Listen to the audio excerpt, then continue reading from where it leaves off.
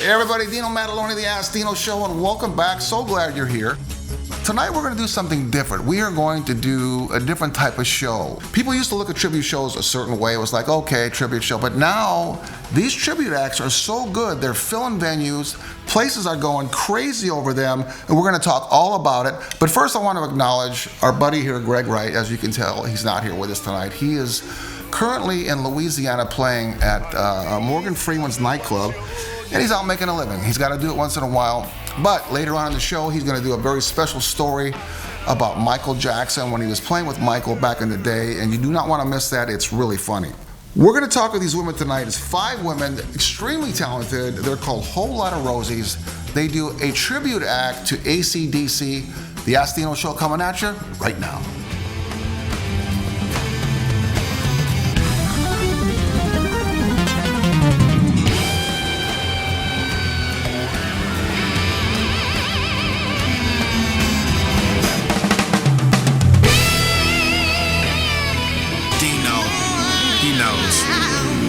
Thanks for coming back again. This is our second episode of what we're doing here is something different that a lot of guys have never done. We're doing a show on the phenomenon of tribute acts and how cool it's become. Now, it's been around for a while. I mean, tribute acts started back with Elvis back in the 60s, I'm sure.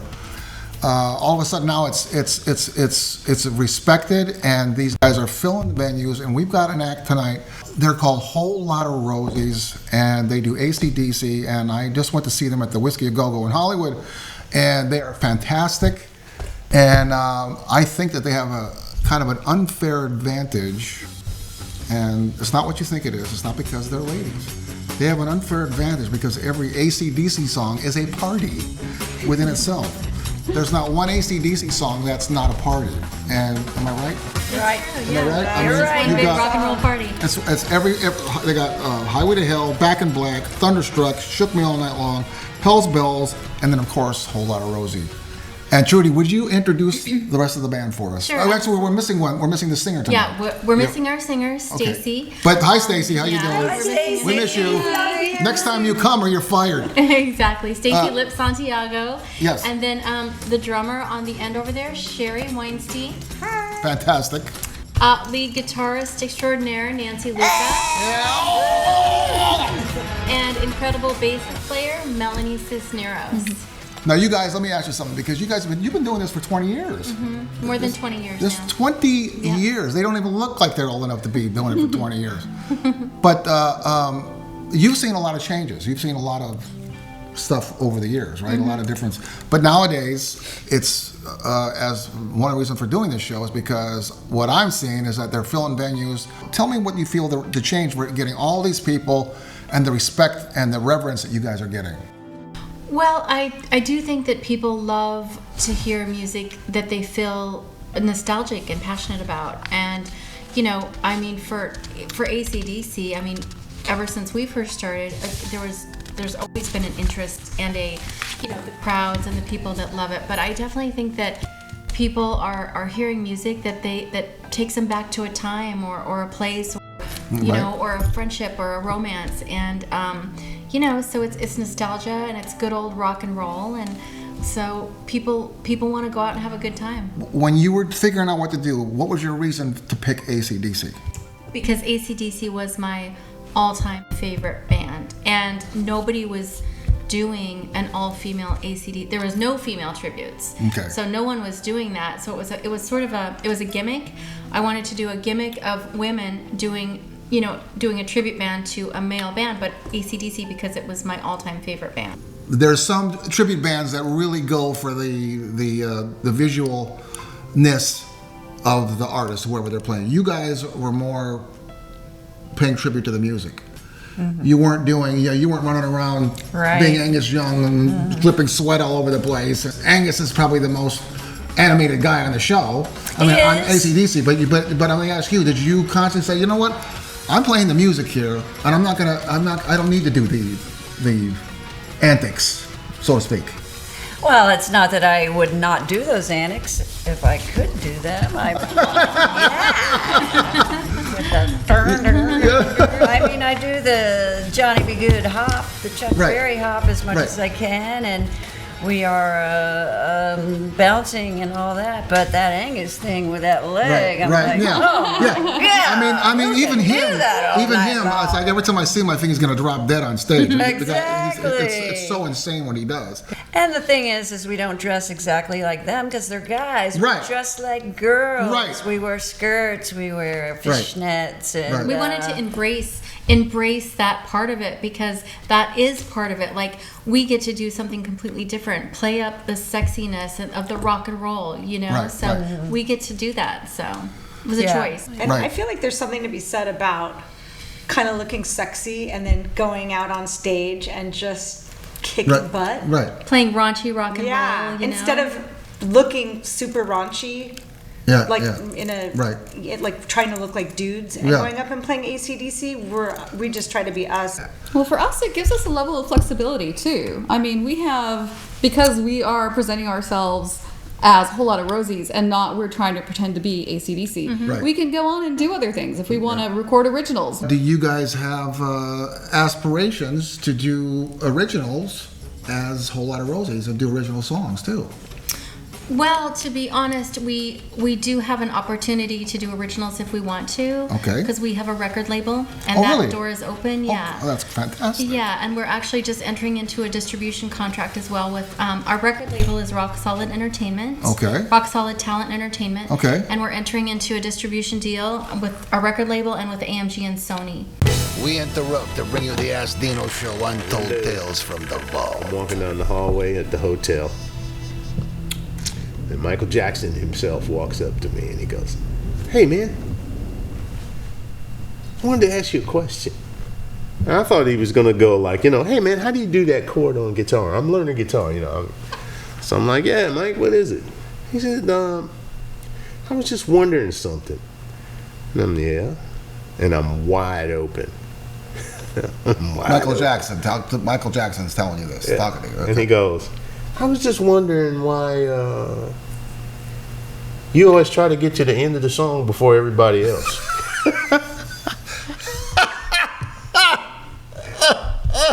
Man, That's not kind of like a what? Huh? What? man, that was a wet glove across the fucking bridge of the nose. Oh man.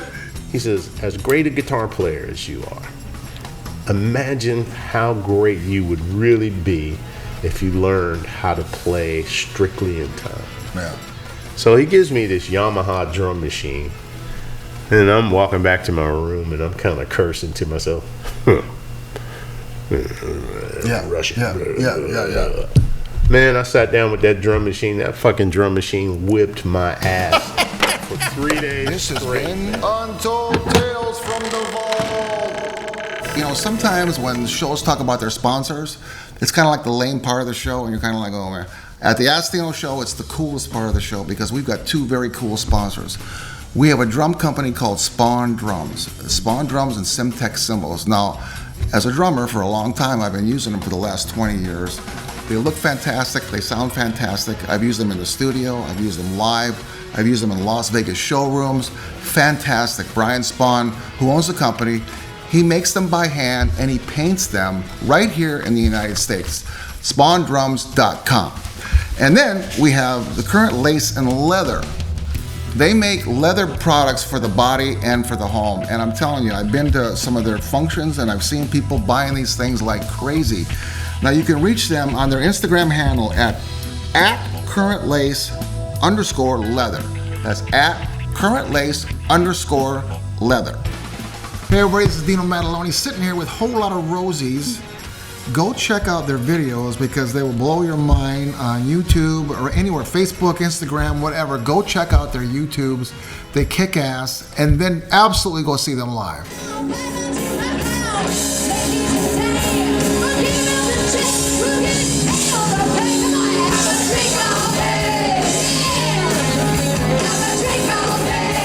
You guys do an incredible job in social media, and you're branding all the time.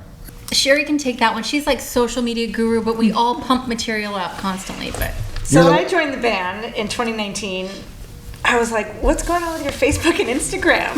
And it was there, but there was no big presence. And so I helped I worked with Trudy a lot. I see both of you guys a lot. Yeah, and Stacy as well. Right. We're like And Stacy, three right, Stacy too, main yes. people. But, we all, when we have shows and we're all together, we all are involved in it. Yeah, probably for a good solid year, we made a conscious effort to just pump material out, branding. That's really, right. we did a rebrand, actually. Okay. Like a year ago, we literally started doing a rebrand. I mean, we would do stuff before, but really we made a conscious effort when, with this lineup and Stacy, to rebrand the band and to just get social media content out there for everybody. And what is the result?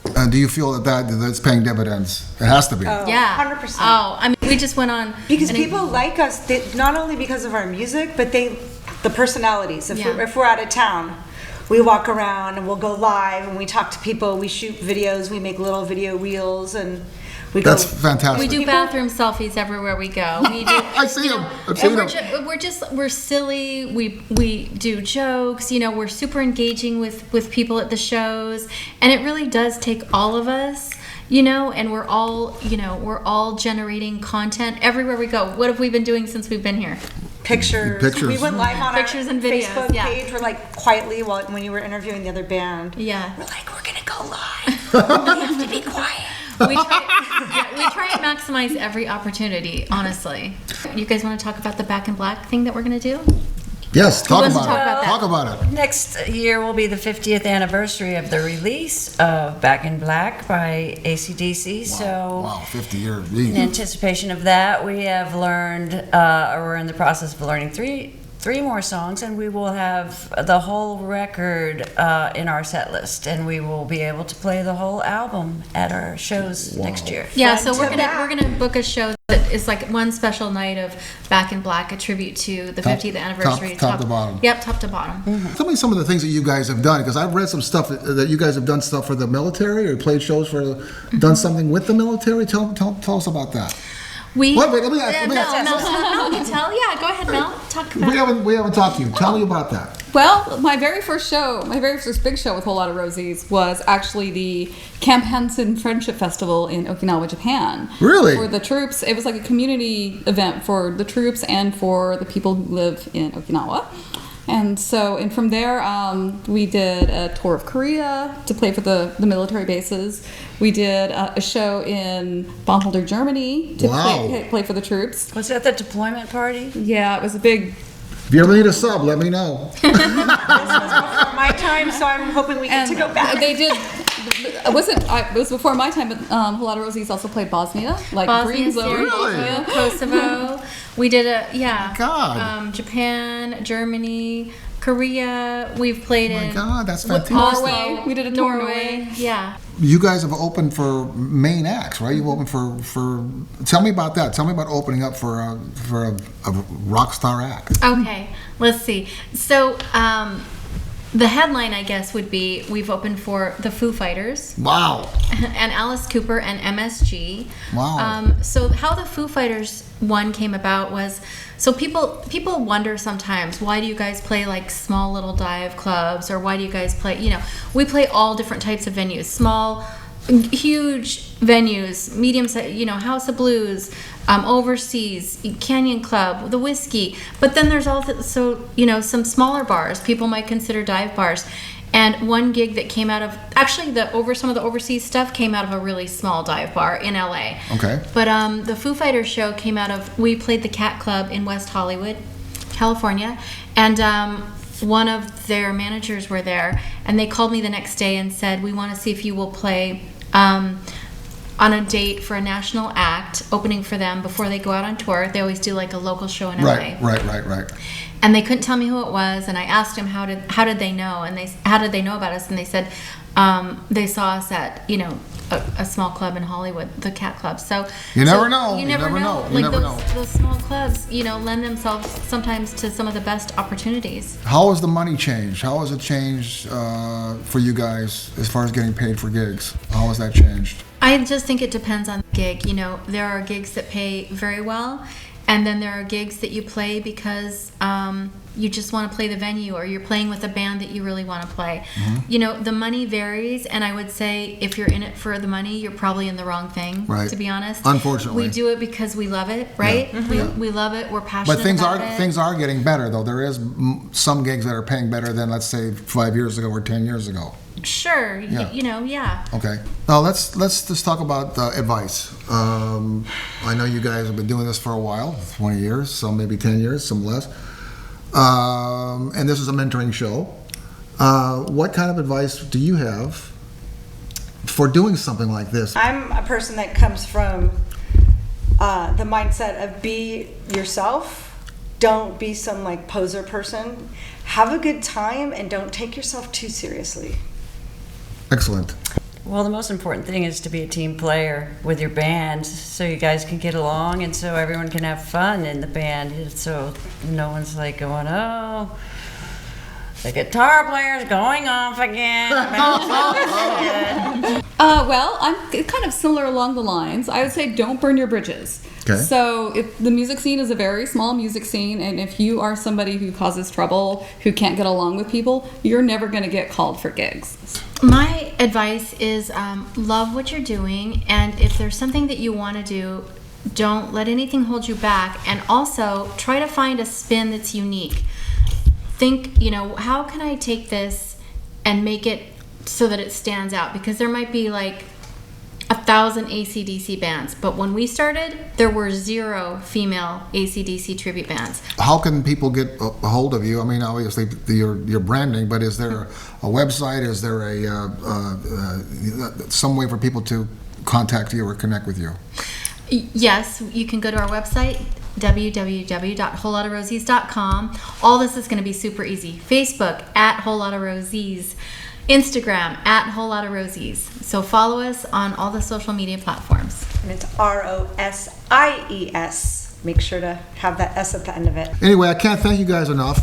And tell your singer that we miss her and that hopefully we can have her on sometime. Yeah, let's do it again. When you come back. Yep. Yeah. But everybody, this is Whole Lotta Rosies, and go see them because you are guaranteed to have an AC/DC kick-ass time. Come see us.